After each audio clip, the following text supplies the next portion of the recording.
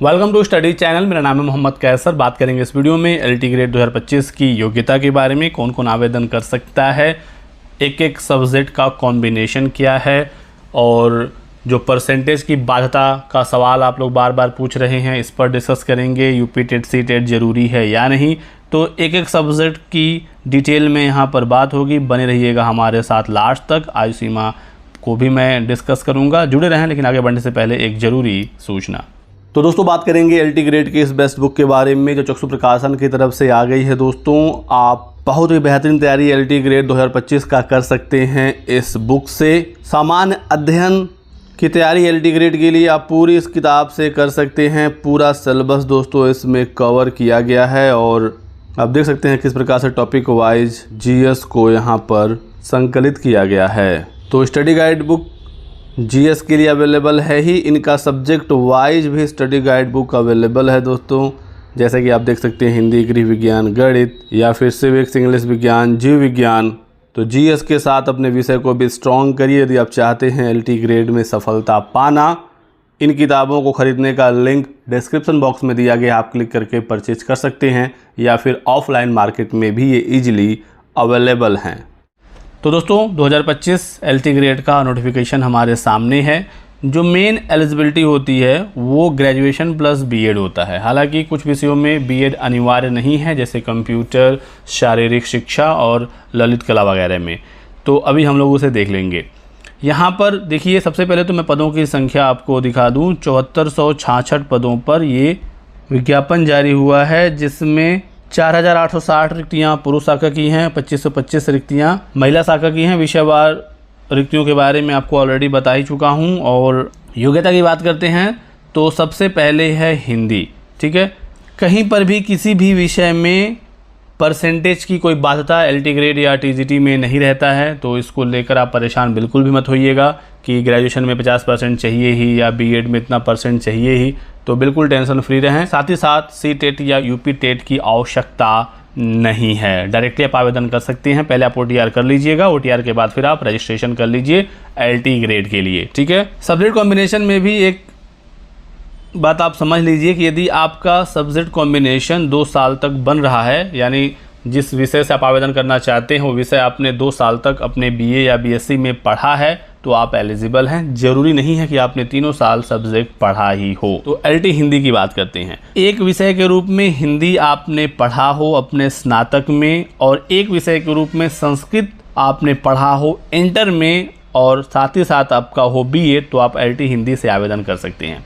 तो बीए में एक विषय तो हिंदी चाहिए ही चाहिए। इंटरमीडिएट में संस्कृत अनिवार्य है, इसका कोई भी दूसरा ऑप्शन नहीं है। इंटर में संस्कृत है तभी आप एलटी हिंदी से आवेदन कर सकते हैं।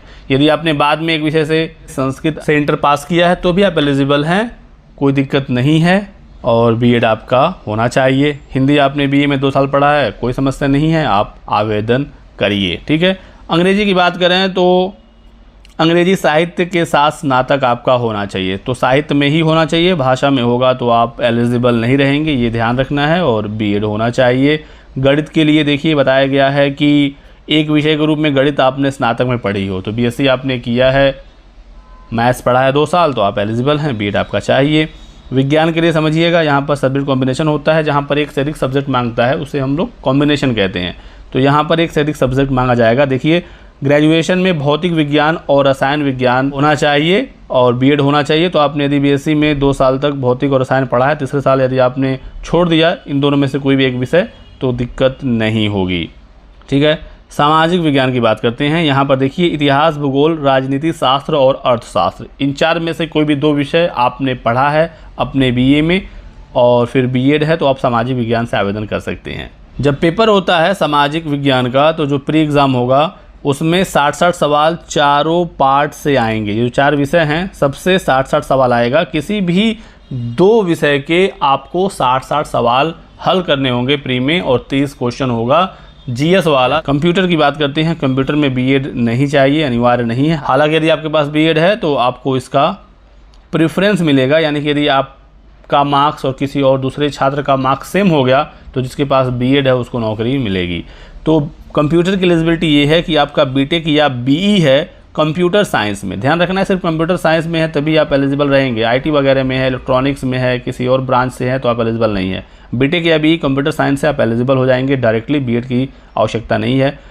ग्रेजुएट इन कंप्यूटर साइंस, आपका ग्रेजुएशन है कंप्यूटर साइंस में, या ग्रेजुएट इन कंप्यूटर एप्लीकेशन तो भी आप एलिजिबल हैं।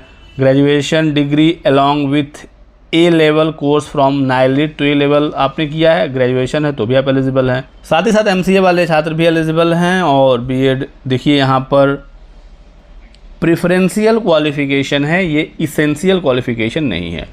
उर्दू के लिए बताया गया है कि एक विषय के रूप में स्नातक में उर्दू हो और बीएड हो तो आप एलिजिबल हैं। जीव विज्ञान की बात करते हैं, देख सकते हैं यहाँ पर बायोलॉजी का पद रहता है, हालांकि टीजीटी में हटा दिया गया है और उसको लेकर काफ़ी विवाद भी हो रहा है। एलटी में जीव विज्ञान के पद हैं, तो यदि आपके बीएससी में जंतु विज्ञान और वनस्पति विज्ञान विषय था तो आप जीव विज्ञान से एलिजिबल हैं, बीएड आपका होना चाहिए। संस्कृत के लिए योग्यता ये है कि एक विषय के रूप में संस्कृत आपने स्नातक में पढ़ा है और बीएड है तो आप एलिजिबल हैं। संस्कृत के साथ हिंदी का कोई भी बाध्यता नहीं है, हालांकि हिंदी के लिए इंटर में संस्कृत मांगा जाता है। कला की बात करते हैं तो देख सकते हैं कला में सिर्फ अब 2 ही ऑप्शन है, 2 ही एलिजिबिलिटीज़ हैं जो चलेंगी। पहला ये है कि एक विषय के रूप में कला में आपका स्नातक हो तो ऐसे में आपका बीएड होना ही चाहिए, बीएड लगेगा अगर। लेकिन यदि ललित कला आपने पढ़ा है, आपने बीएफए किया है तो फिर बीएड यहाँ पर अधिमानी अर्हता हो जाता है, फिर ये प्रेफरेंशियल हो जाता है, तो ये भी आप बात समझिएगा।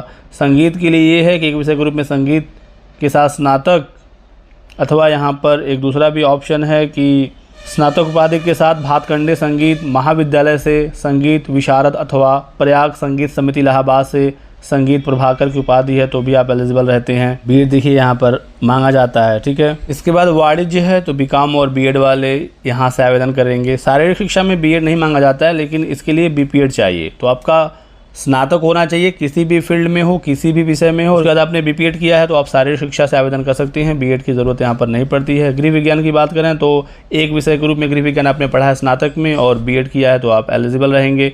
और कृषि या उद्यान कर्म की बात करें तो आपका जो स्नातक है कृषि या उद्यान कर्म में होना चाहिए और फिर बीएड होना चाहिए। तो ये सभी विषयों की योग्यता है, एक एक विषय का सब्जेक्ट कॉम्बिनेशन है, सीटेट यूपीटेट नहीं चाहिए। ग्रेजुएशन में या बीएड में कोई भी परसेंटेज की बाध्यता नहीं है। आयु सीमा 21 से लेकर 40 साल है, कोई भी छूट आयु सीमा में नहीं मिली है दोस्तों, तो ये आप समझिएगा। बाकी अपर एज लिमिट में कैटेगरी वाइज जो रिलैक्सेशन मिलता है वो मिलेगा। ये एग्ज़ाम में नेगेटिव मार्किंग 1/3 का है। 15 गुना अभ्यर्थियों को मेंस के लिए क्वालिफाई किया जाएगा। प्री का जो एग्ज़ाम पैटर्न है वो बिल्कुल सेम है जो पहले एलटी का पेपर होता था, यानी कि 150 नंबर का पेपर, 30 जीएस का सवाल, 120 आपके विषय से सवाल, 300 नंबरों का पेपर होगा। एक क्वेश्चन 2 अंक का है, 150 प्रश्न यहाँ पर आएंगे। ये पेपर एमसीक्यू होगा। दूसरा पेपर मेंस है, ये 3 घंटे का पेपर है। 200 अंकों की ये परीक्षा है और ये जो आपका मेंस है ये 2 पार्ट में बटा होगा, ए और बी में। ए में भी 10 सवाल होंगे, बी में भी 10 सवाल होंगे। ए के जो क्वेश्चन हैं वो 8-8 अंकों का है और शब्द सीमा यहाँ पर 125 है, तो 8-8 अंकों के 10 सवाल यानी 80 क्वेश्चन ए पार्ट से हो गए। और बी में भी 10 सवाल हैं, लेकिन यहाँ पर 12-12 नंबर के सवाल हैं, तो 120 नंबर का क्वेश्चन पार्ट बी से हो गया। यहाँ पर शब्द सीमा 200 शब्दों का है, तो पार्ट ए लघु उत्तरी है, पार्ट बी दीर्घ उत्तरी है। पूरा पेपर मेंस का लिखित ही है, पारंपरिक है, लिखित परीक्षा आपको देनी होगी। तो जो काफ़ी स्टूडेंट का डाउट था एग्ज़ाम प्री होगा, मेंस होगा, मेंस में क्या आएगा, सब कुछ अब लोक सेवा आयोग ने क्लियर कर दिया है। बाकी और भी कुछ सवाल आपके हों तो आप हमसे पूछ सकते हैं कमेंट सेक्शन में। वीडियो को लाइक कर दीजिएगा, चैनल को सब्सक्राइब करना और हमारे साथ बने रहें दोस्तों। Thanks for watching.